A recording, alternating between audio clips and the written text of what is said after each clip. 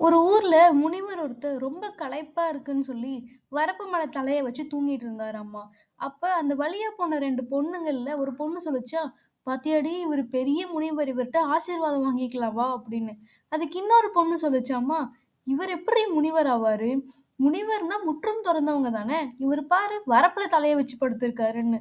இத கேட்ட அந்த முனிவர், "ஆமால்ல, எதுக்கு நம்ம வரப்புல தல வச்சு படுத்திருக்கோம்ன்னு" சொல்லி கீழ இறங்கி படுத்தாராமா.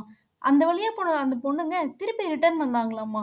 அப்ப அதுல ஒரு பொண்ணு சொல்லுச்சா, "பாத்தியாடி நீ சொன்னத கேட்டு இவரு கீழ தல வச்சு படுத்துட்டாரு. எவ்வளவு நல்ல முனிவர்ல" அப்படின்னு. அதுக்கு மறுபடியும் அந்த பொண்ணு சொல்லுச்சா, "இவரு எப்புட்ரி நல்ல முனிவர் ஆவாரு? நம்ம பேசுறத ஒட்டு கேட்கிறாரு" அப்படின்னு சொல்லுச்சாமா. இத கேட்ட அந்த முனிவருக்கு தலையே சுத்திருச்சாமா. இதுலருந்து நம்ம என்ன கத்துக்கலாம் அப்படின்னா, நீங்க என்ன செஞ்சாலும் இந்த உலகம் பேசதான் போது. நல்லது செஞ்சாலும் பேசும், கெட்டது செஞ்சாலும் பேசும். அதனால 4 பேர் என்ன நினைப்பாங்க, 4 பேர் என்ன பேசுவாங்கன்னு வாழாம, உங்களுக்கு புடிச்ச மாரி உங்க வாழ்க்கைய நல்லபடியா வாழுங்க. தேங்க் யூ ஃபார் வாட்சிங்.